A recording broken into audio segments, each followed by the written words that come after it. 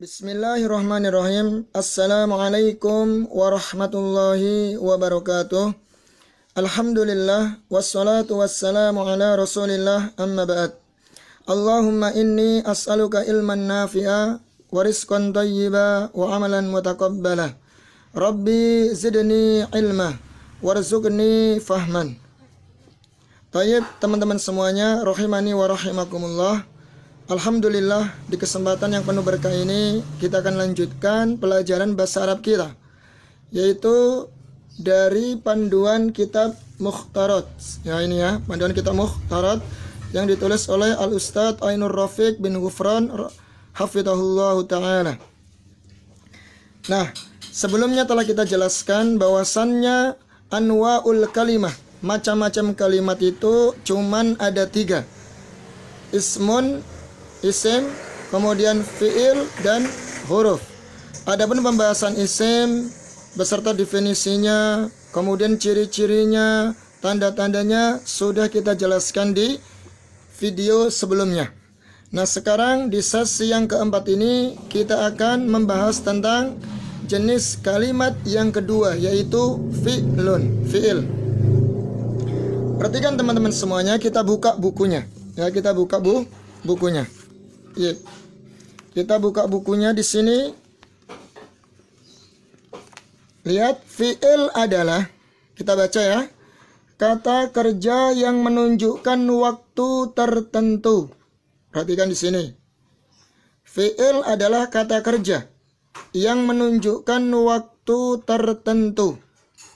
Dari sini sudah kita pahami bahwasannya perbedaan isim dengan fi'il sangat jelas. Kalau isim, kata benda, kata sifat, keterangan waktu. Adapun fi'il adalah kata kerja atau perbuatan. Dan perbuatan ini mengandung waktu tertentu. Begitu ya teman-teman. Nah, sebagaimana telah kita jelaskan, bagaimana cara mengenal isim. Nah, di segmen kali ini kita juga akan jelaskan bagaimana cara mengenal kalimat itu adalah fi'il. Yang pertama yaitu dengan artinya. Ya, yang pertama dengan artinya, sebagaimana isim yang dulu. Kalau artinya menunjukkan kata kerja, ya, menunjukkan kata kerja, maka itu adalah fi'il. Ya. Perhatikan teman-teman. Di dunia ini ya khususnya, cuman ada 3 kata. Yang pertama, kata benda. Yang kedua, kata sifat. Yang ketiga, kata kerja. Nah, jika kita dapati kalimat mempunyai makna kata kerja, maka itu dikatakan fi'il. Kita berikan contoh. Contohnya akala. Akala. Akala ini artinya makan. Makan, kata benda, kata sifat bukan. Ya, bukan kata benda, bukan juga kata sifat, tapi kata kerja. Berarti akala ini adalah fi'il. Tayyib. Makanya dalam bahasa Indonesia orang bilang kerjaannya makan saja. Nah, berarti menunjukkan makan itu termasuk bagian dari pekerjaan atau perbuatan. Contohnya nama. Nama ini artinya tidur. Ya, tidur itu perbuatan atau kata benda atau kata sifat atau kata kerja. Kata kerja. Ya, kata kerja. Maka nama layak untuk kita katakan fi'il. Ya, seperti bahasa kita kerjaannya tidur saja. Nah, ini kan perbuatan. Maka disebut fi'il. Nah, jadi cara yang pertama teman-teman, saya ulangi lagi. Untuk mengenal kalimat itu adalah fi'il, dengan cara mengetahui artinya. Ya. Thayyib. Sekarang kalau ada pertanyaan, timbul pertanyaan begini. Bagaimana Ustadz kalau tidak tahu artinya? Boro-boro tahu artinya. Mondok saja nggak pernah. Ya, dulu masih belajar di TPA juga susah, jarang masuk. Ya, boro-boro tahu artinya. Tenang teman-teman, nanti ada ciri-ciri. Ya, ciri-cirinya. Jadi kita bisa ketahui, kita bisa deteksi dengan ciri-ciri dan tanda-tandanya. Ya. Baik. Ini bagi yang tahu artinya insya Allah mudah. Cuman bagi yang nggak tahu artinya bagaimana? Nah, sekarang kita akan bahas. Ya, akan bahas bagi yang tidak mengerti artinya. Baik, kita baca dulu sebelum kita bahas tentang tanda-tandanya. Kita baca dulu nih di kitab. Kita kembali kepada kitab. Fi'il terbagi. Apaan ya? Fi'il terbagi menjadi 3 macam, yaitu fi'il madhi. Yang pertama fi'il madhi. Apa itu fi'il madhi? Di sini katakan kata kerja waktu lampau. Kata kerja waktu lampau, contoh alima. Alima artinya mengetahui. Berarti kalau menunjukkan waktu lampau kita artikan telah mengetahui atau sudah mengetahui. Nasara artinya menolong. Berarti kalau menunjukkan waktu lampau kita artikan telah menolong atau sudah menolong. Sami'a artinya mendengar. Berarti kita artikan telah mendengar. Kataba artinya menulis. Maka kita artikan telah menulis. Jalasa artinya duduk, maka kita artikan telah duduk. Perhatikan teman-teman, ini semuanya artinya kata kerja. Ya. Nah, sekarang kita bahas untuk terkhusus fi'il madhi ya. Di sini sudah saya tulis di sini fi'il madhi. Nah, bagaimana tanda-tanda fi'il? Ciri-ciri fi'il bagi yang tidak tahu artinya. Thayyib ya. Yang pertama, ciri daripada fi'il madhi. Sekarang ciri-ciri fi'il madhi. Perhatikan teman-teman, kalau di kitab ini tidak disebutkan ciri-cirinya. Ini cetakan baru ya teman-teman ya. Ini cetakan baru. Ini cetakan baru ini. Cetakan yang keberapa ini? Kita lihat. Ini cetakan yang ke-13 teman-teman. Berarti termasuk baru 2014. Nah, saya dulu punya cetakan yang pertama. Ya, cetakan yang kelima, Afan, yang kelima. Ini kitabnya lihat tahun 2000. Masehi berarti 20 tahun yang lalu ini kitab. Ya, 20 tahun yang lalu lihat ini. Ini kitab ini sangat bersejarah sekali ya bagi saya. Lihat bagaimana dulu saya belajar kitab ini.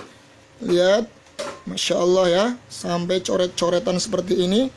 Tapi ketika kita membuka kitab ini, terkenang masa-masa dulu di Al-Furqan teman-teman. Belajar di Al-Furqan. Lihat subhanallah ya, saking rajinnya ini, sampai kitabnya seperti ini. Tayyib, di kitab yang dulu, itu disebutkan ciri-cirinya. Nah, setelah mengalami revisi ya, revisi diperbarui. Nah, tidak ditambahkan mungkin karena untuk pemula belum dijelaskan lebih detailnya. Namun nggak ada masalah. Di awal pembahasan kita ini saya akan jelaskan ciri-cirinya. Nanti insya Allah kalau ketemu yang baru yang akan penjelasan berikutnya, insya Allah lebih mudah. Nah, untuk fi'il madhi, ciri-ciri fi'il madhi yaitu tanda-tandanya bisa kemasukan kode gitu ya. Kode ini yang pertama. Yang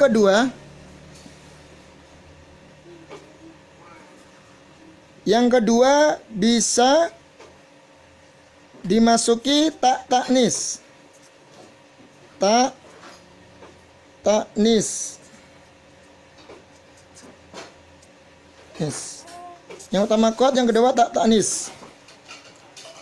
Nah, kita contohkan yang kemasukan kod. Ya, qad.